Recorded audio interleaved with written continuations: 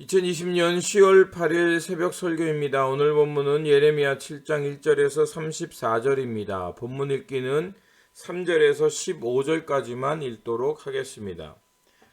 만군의 여호와 이스라엘의 하나님께서 이와 같이 말씀하시되 너희 길과 행위를 바르게 하라. 그리하면 내가 너희로 이곳에 살게 하리라. 너희는 이것이 여호와의 성전이라 여호와의 성전이라 여호와의 성전이라 하는 거짓말을 믿지 말라. 너희가 만일 길과 행위를 참으로 바르게 하여 이웃들 사이에 정의를 행하며 이방인과 고아와 과부를 압제하지 아니하며 무죄한 자의 피를 이곳에 흘리지 아니하며 다른 신들 뒤를 따라 화를 자초하지 아니하면 내가 너희를 이곳에 살게 하리니 곧 너희 조상에게 영원 묵은토록 준 땅이라. 보라, 너희가 무익한 거짓말을 의존하는도다.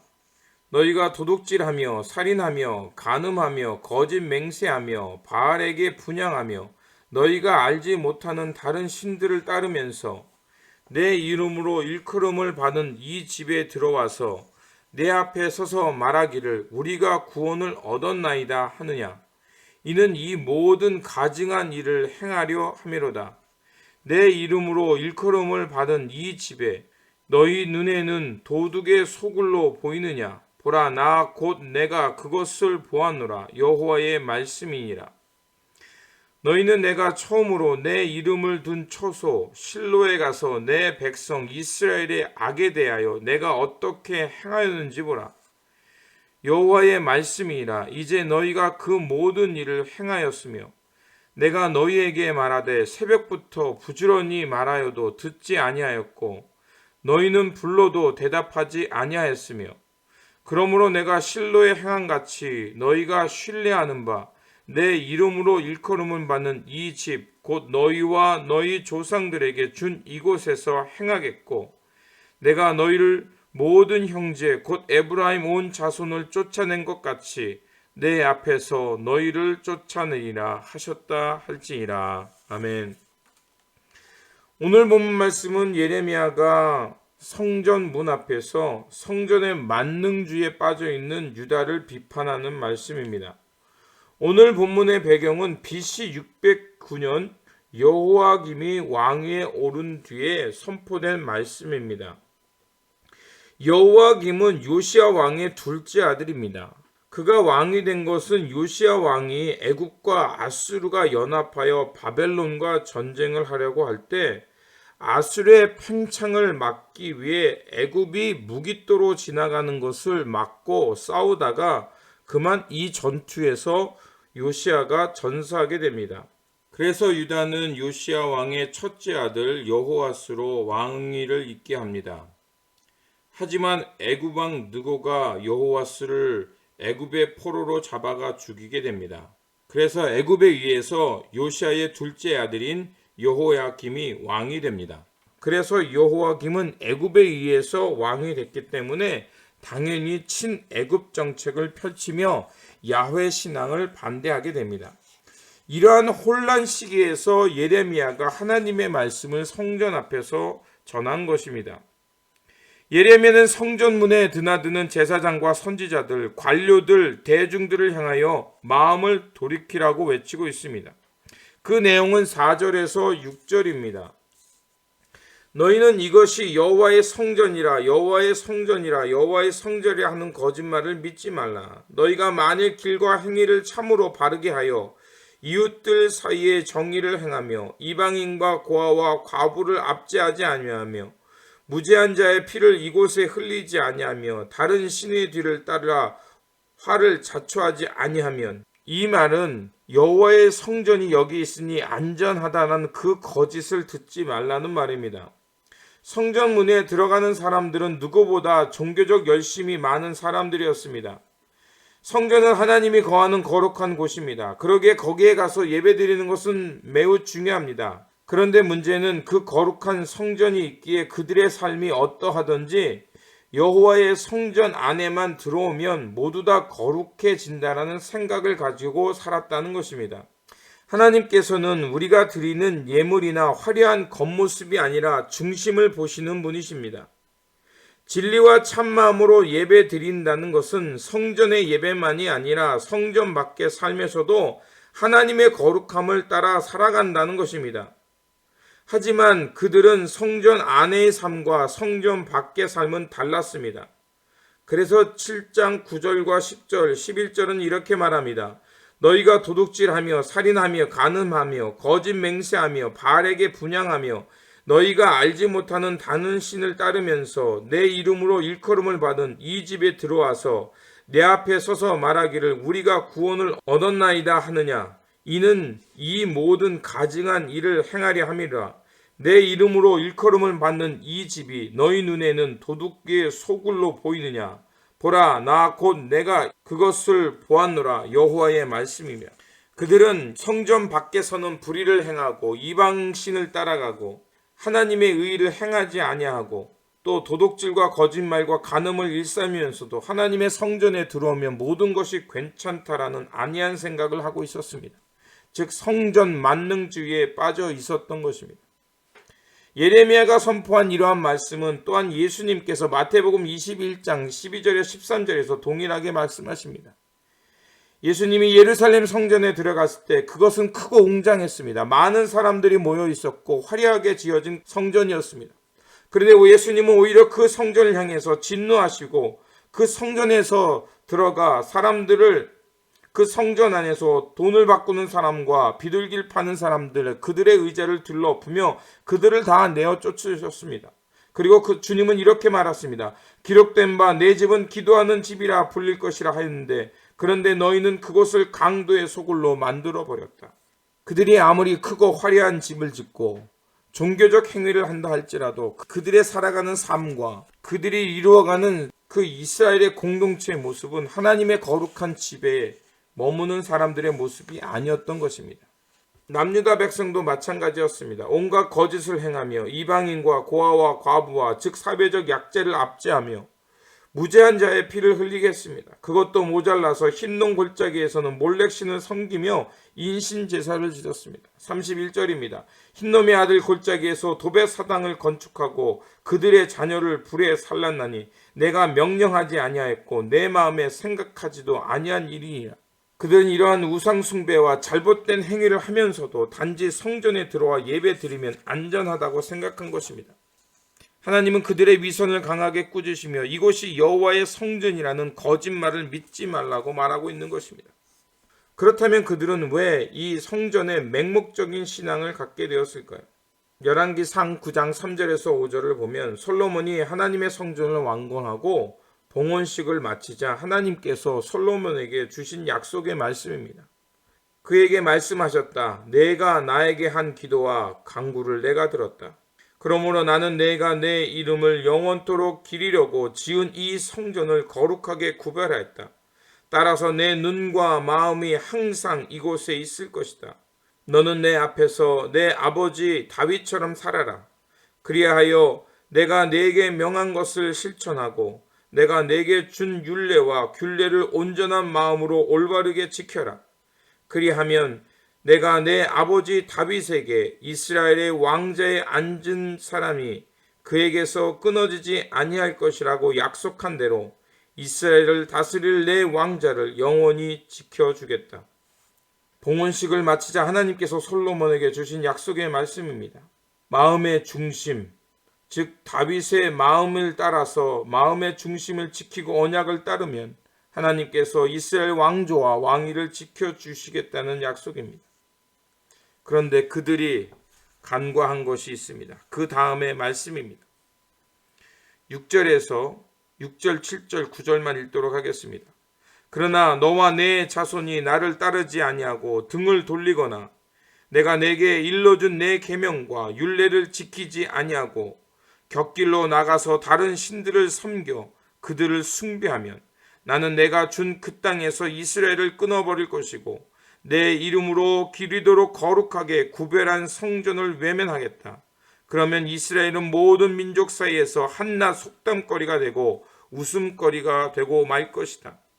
그러면 그들은 이스라엘 백성이 자기들의 조상을 이집트 땅에서부터 이끌어내신 주 그들의 하나님을 버리고 다른 신들에게 미혹되어 그 신들에게 절하여 그 신들을 섬겼으므로 주께서 이 온갖 재앙을 그들에게 내리셨다 하고 말할 것이다. 사람의 심리는 내게 좋은 것, 내 마음에 드는 것만 보려고 합니다. 어제 말씀드린 대로 선택은 우리의 몫입니다. 하나님은 늘 우리의 마음과 태도 모두를 보십니다. 몸과 마음이 함께 갈 때 하나님께서 기뻐하는 삶이 된 것입니다. 결국 우리의 마음과 중심이 하나님께 이르고 그 하나님의 마음을 따라서 우리의 손과 발이 움직이며 주님 나라를 향해 살아갈 때 결국 하나님께서 기뻐 받으시는 예배가 되는 것이고 성전이 되는 것입니다. 그렇게 우리의 일상과 예배는 동일해야 합니다. 하나님께 예배드리는 마음과 중심으로 일상을 거룩한 예배자의 삶으로 살아야 합니다. 내 마음대로 살다가 성전에만 들어오면 모든 것이 해결되는 것이 아니라 성전에서 하나님 앞에 진심으로 통회하고 자신의 죄를 낱낱이 고하고 죄에 대해 하나님 앞에서 죽고 그리고 하나님의 은혜 가운데 새롭게 태어나 하나님의 그 용서하신 은혜를 가지고 세상에 나가 하나님의 은혜를 베풀며 용서와 화해의 삶 그리고 하나님의 진리의 삶을 살아가는 것이 진정한 예배자의 삶인 것입니다. 성전 마당에 있다고 해서 구원이 아니라 성전을 이루어가는 것이 진정한 하나님 나라 백성인 것입니다. 하나님은 그들의 외식과 가증한 일에 대해서 그들을 심판할 수밖에 없음을 말씀하고 있는 것입니다. 그래서 12절에 이렇게 말씀하십니다. 너희가 내가 처음으로 내 이름으로 둔 처소 실로에 가서 내 백성 이스라엘의 악에 대하여 내가 어떻게 행하였는지 보라. 실로라는 것은 어떤 곳이었습니까? 이스라엘 백성들이 12지파가 되었을 때 하나님의 법궤와 성막이 있는 곳이었습니다. 실로라는 것은 이스라엘 백성들에게 하나님의 거룩한 곳이었습니다. 하나님의 이름이 있고 하나님의 말씀이 있고 하나님의 임재가 있는 거룩한 땅이었습니다. 그곳에서 사무엘은 엘리 제사장 밑에서 자라났습니다. 그런데 실로는 어떻게 망했습니까? 블레셋과 전투에서 여호와의 법궤를 빼앗긴 곳입니다. 그리고 이 소식을 듣고 엘리 제사장은 목이 부러져 죽은 곳입니다. 그렇게 유명하고 하나님의 법궤와 하나님의 성막이 있던 거룩한 땅이었는데 결국 이스라엘 죄로 인해 폐허로 변한 것입니다. 하나님의 법궤와 성막만 있으면 그들은 결코 패하지 아니할 거라고 믿었는데 패한 것입니다. 왜 그랬을까요? 그들은 하나님의 언약 백성으로서 성결하지 못했으며 하나님의 의와 생명, 정의의 공동체와 사회를 만들지 못했기 때문에 그렇습니다. 하나님께서는 실로에 살던 이스라엘 백성들을 쫓아낸 것 같이 이제 예레미야의 시대에 남쪽 유다도 그와 같이 쫓아내실 거라고 경고하고 계신 것입니다. 평소에 자기 마음대로 살면서 하나님의 의와 언약을 파괴하다가 성전에만 오면 모든 것이 괜찮다라는 생각은 결코 하나님이 인정할 수 없으며 하나님의 심판의 대상만 될 뿐입니다. 많은 사람들은 교회 와서 예배드리는 것으로 그리스도인의 의무를 다했다고 생각합니다. 그리고 성전에 가서 예배드리면 내가 한 주간 어떻게 살든지 모든 죄가 해결될 것이라고 생각합니다. 그래서 마치 구원 열차와 혹은 구원 방주에 올라탔으니 내가 할 일은 아무것도 없다라고 생각합니다. 하지만 오늘 본문은 그렇게 말하지 않습니다. 아무리 성전에서 기름진 제사를 드린다 해도 공동체와 사회에 하나님의 공의와 공평, 진리와 평화가 없으면 그 사회와 공동체는 결국 파멸된다는 것입니다.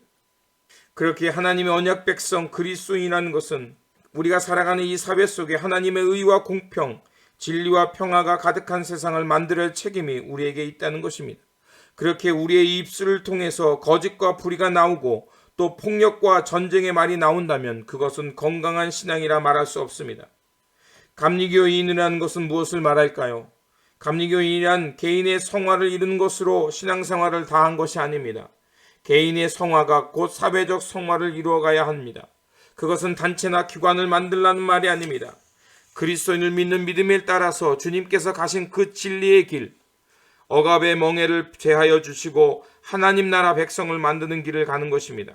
그래서 이 길을 가는 중에 불의에 대해서는 저항하고 어렵고 소외된 이웃을 만나면 위로하고 그들의 먹을 것을 주며 무죄한 자들의 피를 흘리지 않도록 정의를 지키며 각종 우상을 파괴하며 하나님 나라를 이 땅에 이루어가는 것이 바로 그리스도인이요 감리교 교인의 삶의 모습입니다.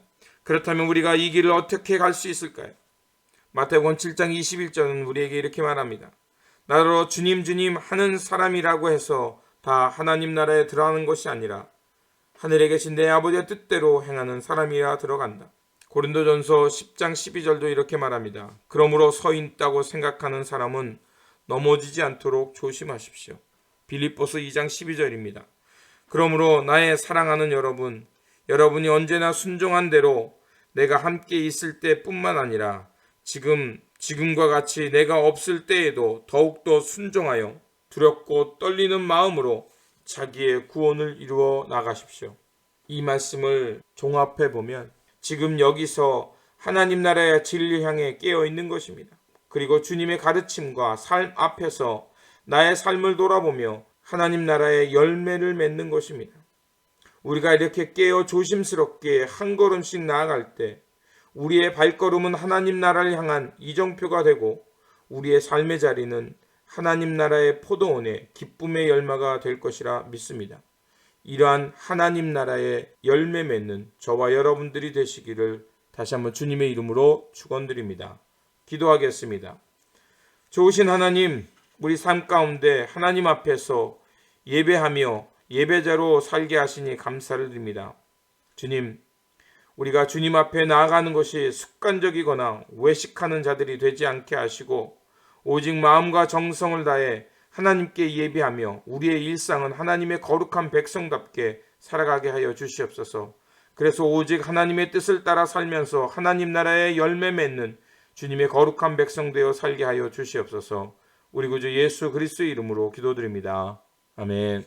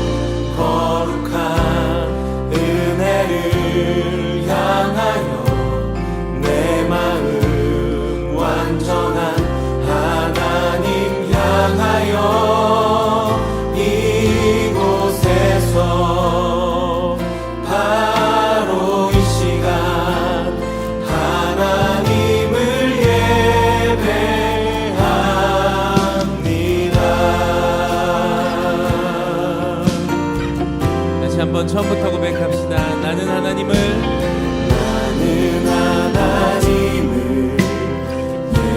예배하는 예배자입니다.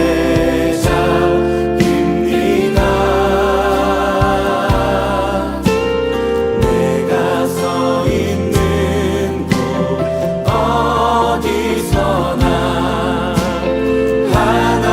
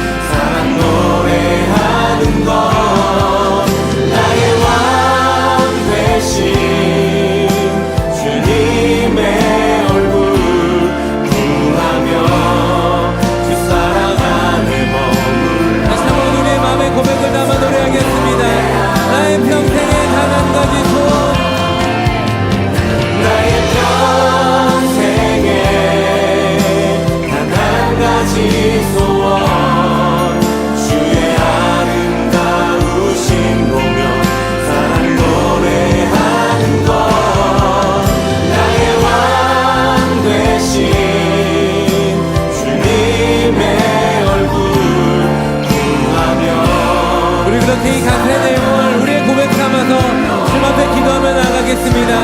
주님, 내가 주님 한 분만을 바라보고 주님만을 예배함으로 살아가길